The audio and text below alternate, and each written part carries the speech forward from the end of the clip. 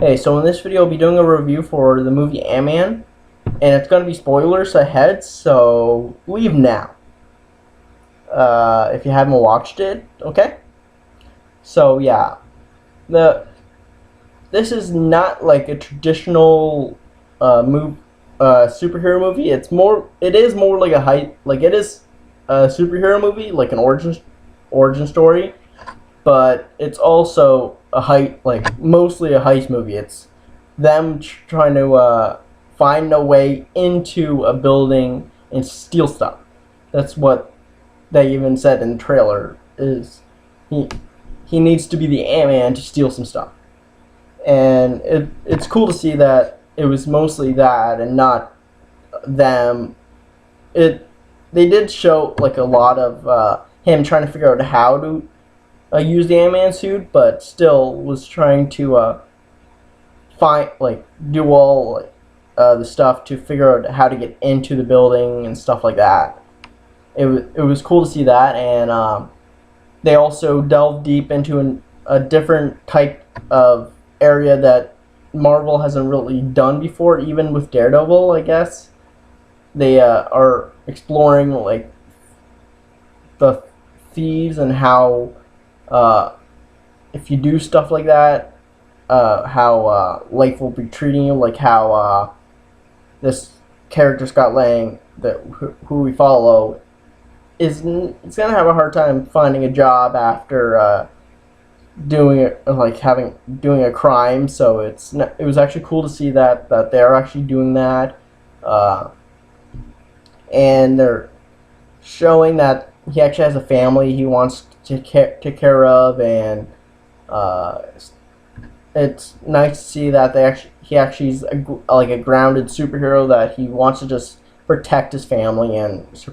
provide for them and all kind of like that. Uh, and I'm not sure, but in the comic books, isn't his family story supposed to be a bit more tragic than what they showed? Because in the show or in the movie, that it's just a divorced couple and fighting with over custody, or what, I don't know. They're not fighting over custody because the mother does have the rights to Cassie, which she is really adorable. The way she came across with her lines and everything like that, it was really sweet to see that. But I thought the whole family story was going to be a bit more tragic than it actually really was. But yeah, I could be wrong. I don't read comics, so just tell me down below if I'm thinking what I'm thinking is actually true. That story of the family is supposed to be a bit more tragic than just having us being the parents separated, if you know what I'm talking about. But yeah, and then we have Hank Pym. How he's older, and I actually do like this, that it does go into what Nick Fury said to Tony Stark at the very end of the Iron Man movie. How you think you're the only superhero, which he technically not. He wasn't the very first superhero, because there was Captain America. There was the Ant-Man back in the day, which was cool to see that they actually do have their Hank Pym does have history with Shield, and which brought up some questions for me, that because I watched the Agent Carter show, and she seemed so sweet there, but in the movie she seemed really cold-hearted, and I want to know what happened from that end of the season to this time in the Shield and Hank Pym meeting and all kind of stuff like that. But yeah, she just seemed really weird to me. But yeah, we meet Hank Pym, and he's having pretty much the same, different, different story, but with his family. How he's just trying to be the good father that what was called Scott Lang is to Cassie is, which Hank Pym is trying to do the same with Hope Van Dyne, and they're like mirrored to each other, but not really. They do have drastic difference to what, yeah. Uh, but it's like I said, that it's cool to see that they're actually dealing with the families instead of just hot, like big budget, like heroes. Like it's more grounded than Iron Man and Hulk and all kind of stuff like that. It's they actually have families that they want to take care of. So yeah, uh, and this villain, a lot of people are like not happy with it. I was okay. I'm used to it now. Like people are saying, it's Marvel. They don't really have good superheroes or supervillain. I can agree with that, but I can also not agree with that. But what's called? I personally, there are memorable supervillains out there that may or may not be dead.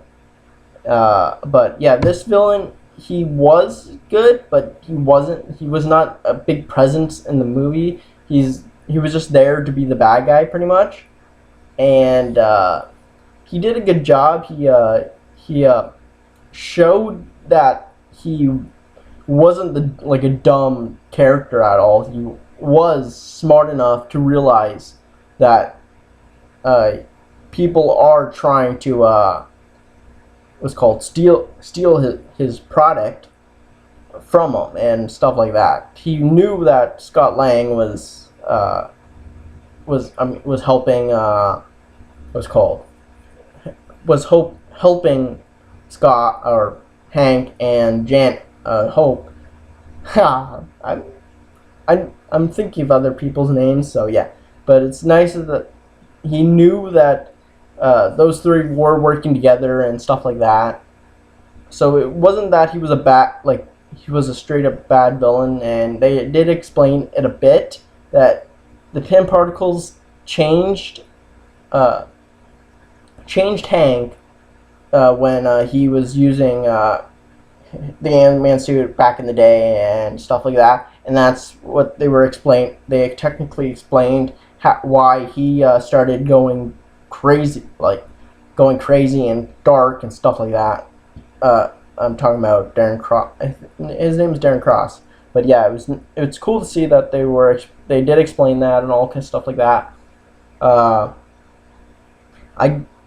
wasn't really the biggest fan of the buddy cop, or not the buddy cop, the buddy thieves friends of Scott. They were okay. I did laugh at a lot of them, but I did not care for I did laugh, but I did not really care that they were care that up for them, and I really wish they had a bit less screen time than the like Darren Cross, which they did not show that much of him, and also the family. I did wish that they had a bit more time without that cop or new boyfriend of the the mother. I did not care for him, and I wished he was gone a bit, but he was okay there. But I could have lived without them. This is a visually stunning movie again. Like the Marvel movies are visually stunning all the time, and the comedy is always there. So what you're expecting from like a Marvel movie, you should like this. Yeah, and I kind of wished that they used a different I wish Hank Pym had a different suit than Scott Lang's Ant-Man, because that's what they did in comic books. That there were two different suits for two different Ant-Mans. But I'm okay that they are sharing it. Maybe they're gonna upgrade it in the future. I don't know. they always tend to upgrade it throughout the throughout time. So they most likely will update it, and with Janet, they explained what happened to her, and that's actually kind of disappointing too. Uh, like personally, it's disappointing because of what happened to her. But also, I did not really like the reddish outfit for Janet, but I'm actually glad that they're going with a yellowish outfit for Hope's wasp, if that makes sense. I did not like the red one at all. So yeah, comment down below what you thought of this movie and what I should review next. See ya.